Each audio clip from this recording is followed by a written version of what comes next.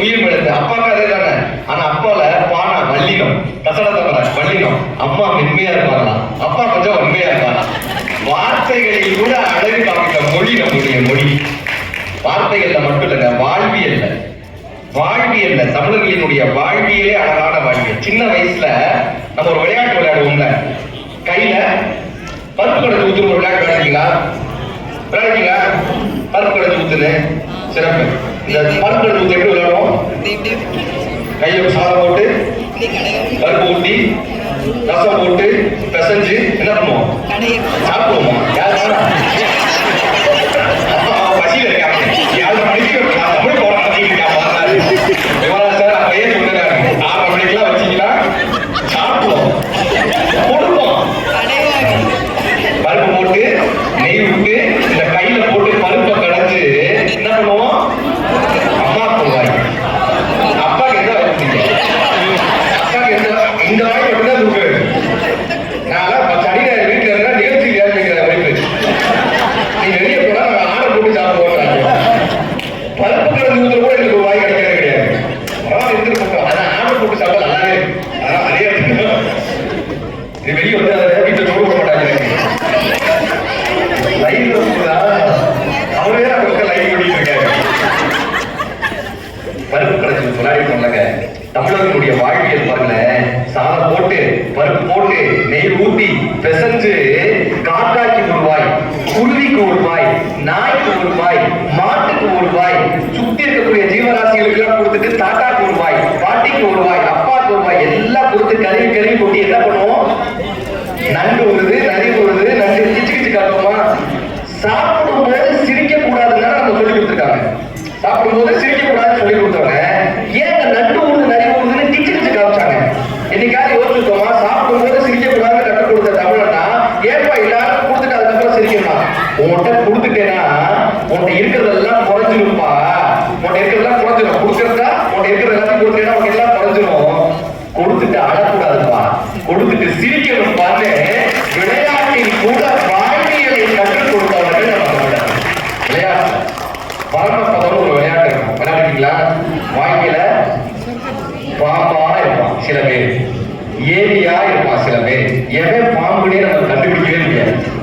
பக்கத்திலேயே இருப்பாங்க, போறவங்களும் போட்டுட்டு போயிடுவான். இந்த வாழ்க்கையை என்ன பார்க்கணும்னா பாம்பையும் கொடுக்கும், ஏரியையும் கொடுக்கும். வாழ்க்கையில ஏரியில் ஏறும் போதே பாம்பு இருக்குன்ற ஒரு ஜாக்கிரதையோடு நீ ஏற வேண்டும் என்று வாழ்வியலை கற்றுக் கொடுத்த விளையாட்டு இந்த பரமபத விளையாட்டு. தஞ்சாவூர்ல இந்த தலையாட்டி பொம்மைன்னு ஒண்ணு இருக்கும். தலையாட்டுறது மட்டும் இல்லை, அது நாங்க வீட்டுல ஆட்டுறது அது இல்ல.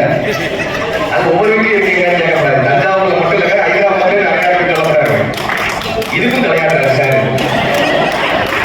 ஆமாங்க, இந்த பொம்மையில தஞ்சாவூர்ல ஒரு வகையான பொம்மை இருக்கும். நீங்க இப்படி தள்ளினீங்கனாலும் எந்திரிச்சு வந்து உட்காரும், இப்படி தள்ளினீங்கனாலும் எந்திரிச்சு வந்து உட்காரும். பாத்திருக்கீங்களா அந்த பொம்மைய? முன்னாடி தள்ளினாலும் எந்திரிச்சு வந்து உட்காரும், பின்னாடி தள்ளினாலும் எந்திரிச்சு வந்து உட்காரும். கீழே தினமா மண்ணுல ஒரு உருண்டை வச்சிருப்பாங்க. இது தமிழர்களினுடைய பாரம்பரிய பொம்மை. இது ஏன்பா தஞ்சாவூர்ல வச்சாங்கன்னா, தஞ்சாவூர் பிரகதீஸ்வரர் கோயில் இந்த ஆர்கிடெக்சர்ல தான் கட்டப்பட்டதுன்னு சொல்றாங்க. அதனாலதான் அது 90 டிகிரில ஸ்ட்ரைட்டா நிக்குது. பூகம்பம் வந்து இப்படி சாய்ந்தாலும் திரும்பி வந்து நின்றும், எப்படி சாய்ந்தாலும் மறுபடியும் வந்து நின்றுன்றத நான் சொல்லல, ஆராய்ச்சியாளர் குடவரை பாலகிருஷ்ணன் அவர்கள் சொல்ற. இந்த தஞ்சாவூரினுடைய கோயில் இப்படியாக கட்டப்பட்டதுனால அது பேரே தஞ்சாவூர் பொம்மை. அந்த பொம்மையினுடைய மாடல்ல இந்த பொம்மை நமக்கு என்ன தெரியுமா கற்றுக் கொடுக்குது? வாழ்க்கையில சில பேர் நம்மளை புகழ்ந்து தருவான், சில பேர் நம்மளை இகழ்ந்து தருவான். சார் உங்களை மாதிரி முடியுமா சார் அப்படின்னா நம்ம அவனை தள்ளி வாங்கலாம். உங்களை மாதிரி முடியவே முடியாது. அந்த விளையாட்டுகள் வாழ்க்கையை கற்றுக் கொடுக்குங்க. கிரிக்கெட்டுன்னு ஒரு விளையாட்டு இருக்கா? அது இன்னைக்கு நம்ம ஊர்ல விளையாடிட்டு இருக்கோம். அந்த விளையாட்டுன்றதுக்காக அதையும் சேர்த்துக்கிறீங்க. தமிழர்கள் விளையாட்டுலாம் கிடையாது. இதனால விளையாட்டு எப்படிமா கற்றுக் கொடுக்கணும்னு சொல்றதுக்காக சொல்றேன்.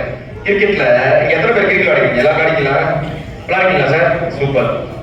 கிரிக்கெட்ல இது வாழ்க்கைக்கு உதவுறதுக்காக சொல்லிட்டு போறேன். ஒருத்தர் விளையாடணும் பேட்டர் தூக்கிட்டு வரானா, பவுலிங்க்கு ஒருத்தர் வரானா, என்ன அர்த்தம்னா நம்ம ஜெயிக்கணும்னு வந்தாலே நம்மளை தோக்கடிக்கிறதுக்கு ஒருத்தர் காத்துக்கிட்டே இருப்பான். தோக்கடிக்கிறதுக்கு எதிராக போட்டுருப்பான். சரி, நாம ஜெயிக்கணும்னு வரோம், நம்மளை தோக்கடிக்கிறதுக்கு எதிரில் ஒருத்தர் இருக்காரு. இந்த 10 பேர் எதுக்கு சார் இருக்கான்? ஜெயிக்கணும் நாம மட்டும்தான் வருவோம், தோக்கடிக்கிறதுக்கு 11 பேர் காத்துக்கிட்டு இருப்பான் களத்துல எப்பயும். நம்ம ஜெயிக்கணும்னு வந்தோமா, தோக்கடிக்கிறதுக்கு 11 பேர் காத்துட்டு இருக்காங்களா, இவங்க தான் நம்மளை அவுட் ஆகணுமானா கிடையவே கிடையாது. நம்ம கூட ஒருத்தர் வருவாங்க ரன்னர்னு, இப்படி ஓடுற மாதிரி அப்படி ஓடிட்டான்னு வச்சுக்கோங்க, நம்ம அவுட்டு. அப்புறம் என்ன பண்ணா, இந்த சுத்தி இருக்காங்கல்ல ஆடியன்ஸ் 4 அடிச்சாலும் கத்துவான், 6 அடிச்சாலும் கத்துவான், அவுட் ஆனாலும் கத்துவான். என்ன பண்றாங்க, இந்த உலகம் வாழ்ந்தாலும் பேசும், தாழ்ந்தாலும் பேசும். எவ்வளவு உலகத்தின் காதுகளிலே போடாம இருக்கானோ, உலகத்தின் சொற்களை காதலியே போடாம இருக்கானோ, நான் வாழ்க்கையில ஜெயிச்சிடும். ஒவ்வொரு பந்துமே அந்த பேட்ஸ்மேன் அவுட் ஆகணும் தானே போடப்பட்டுச்சு, கரெக்டா? ஒவ்வொரு பந்தும் அவுட் ஆகணும் தான் போடப்பட்டாங்க. ஆனால் எவ்வளவு ஒருவன் அந்த மட்டையை சரியாக அந்த பந்தை சந்திக்கிறானோ, செஞ்சுரி நோக்கி போறானா, ஒவ்வொரு நாளுமே நமக்கு சோதனைக்காக சவால்களுக்காகத்தான் படைக்கப்படுகிறது. எவன் ஒருவன் தன்னம்பிக்கை என்னும் ஒரு ஆயுதத்தை கையில் வைத்திருக்கிறானோ அவன் செஞ்சுரியை நோக்கி போவான், வெற்றியை நோக்கி போவான். கிரிக்கெட் நம்ம கற்றுக்கணும். இந்த கேலண்டர் வெளியிட்டோமே, இந்த கேலண்டர் என்ன பண்ணா, நெல்லை ஜெயந்தாதான் பலரான ஒரு கவிதை எழுதினேன். பழைய வருடம் முடிந்தது, இந்த கேலண்டரிடம் சென்றேன். கேலண்டர் என்னிடம் கேட்டது, போன வருடத்தில் என்னை தவிர வேறு எதை கிழித்தாய் என்று. அடுத்த வருடத்தில் என்னை தவிர வேற எதை கிழிக்க போகிறாய் என்று. இந்த 365 நாட்களும் 365 வாய்ப்புகள். இந்த கேலண்டர் சொல்றது ஒவ்வொரு நாளும் ஒவ்வொரு பால்.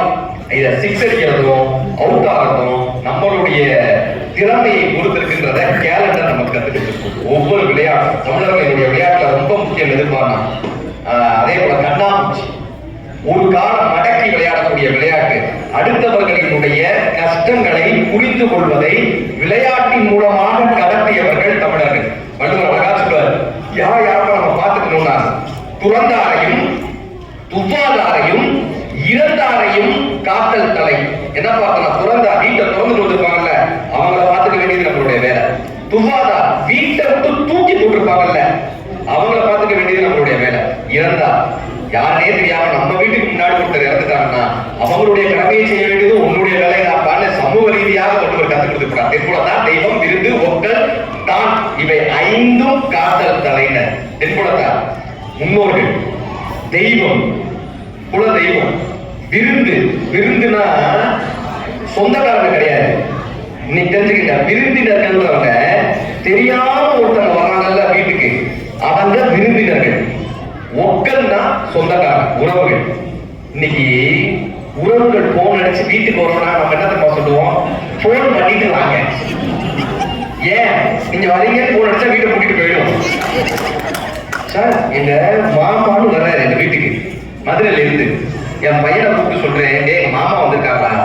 அதுக்கு எங்க மாமாவா, உன்னை பார்க்கறது தானே வந்திருக்காரு, என்னை பார்க்கறது வந்திருக்காங்க, அப்பாயின்மெண்டே வாங்கலான்றியா? இது 6வது.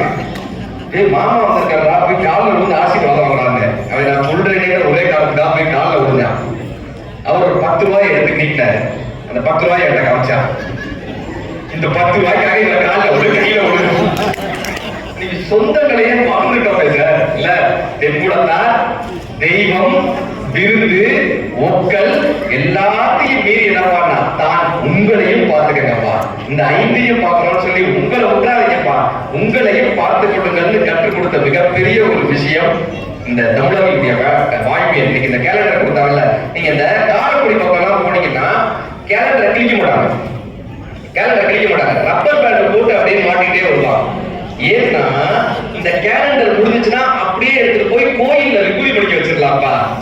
எதையுமே வீணாக்க கூடாது என்று நினைக்கக்கூடிய வாழ்வியலாக தமிழர்களுடைய வாழ்வியல் இருந்தது. அவங்களுக்கு தான் முன்னோர்களுக்கெல்லாம், அப்பா அம்மாக்கெல்லாம் இந்த பிசினஸ் தான் என்ன, வாழ்க்கைனா என்னன்னு தெரிந்தவர்களாக இருந்தாங்க. மதுரையில நாங்க இருந்தது கிராமம். எங்க கிராமத்துல அங்கேயே விளைய வைப்பாங்க, அங்கேயே கொண்டு வந்து கொடுப்பாங்க. எல்லாமே கொண்டாந்து கொடுப்பாங்க. கிராமத்துக்குள்ளே எல்லாமே நடக்கும். இப்போ ஒரு கீரைக்கார பாட்டி இருக்கும் எங்க ஊர்ல. இந்த பாட்டி என்ன பண்ணுவாங்க, தினம் எங்க வீட்டுக்கு கீரை எடுத்துட்டு வரும். ஒவ்வொரு நாளும் ஒவ்வொரு கீரை எடுத்துட்டு வரும். எங்க பெரியம்மாவுக்கும் அந்த பாட்டிக்கும் எப்பயும் ஏதாவது ஒரு சண்டை நடந்துட்டே இருக்கும். அந்த பாட்டி 10 ரூபான்னு சொன்னா எங்க பெரியம்மா 8 ரூபான்னு, 8 ரூபான்னா எங்க பெரியம்மா 6 ரூபான்னு, 6 ரூபான்னா 4 ரூபா, 4 ரூபா சொன்னா 2 ரூபா. ஃப்ரீயா எடுத்துக்குமா அப்படின்னா 2ஆ கொடுக்கணும். அந்த அளவுக்கு வேற பேசி சண்டை போட்டு வாங்கிட்டாங்க. வாங்கினதுக்கு அப்புறம் அந்த பாட்டியை உட்கார வச்சு தலைவாழையில போட்டு சாப்பாடு போட்டு இருந்தாங்க. நான் போய் கேட்டேன், ஏன் ஒரு 2 ரூபாய்க்காக 20 நிமிஷம் சண்டை போட்டு கீரையை வாங்குறீங்க. இப்ப சாப்பாடு போடுறீங்க, இதுவே 50 ரூபாய்க்கு வரும். இந்த சாப்பாடு போட்டு அனுப்புறது 50 ரூபாய்க்கு வரும். எனக்கு பெரியமா சொன்னாங்க, அது வியாபாரம் தான், இது மனித நேயம் தான். அது வியாபாரம். இந்த தஞ்சை பெரிய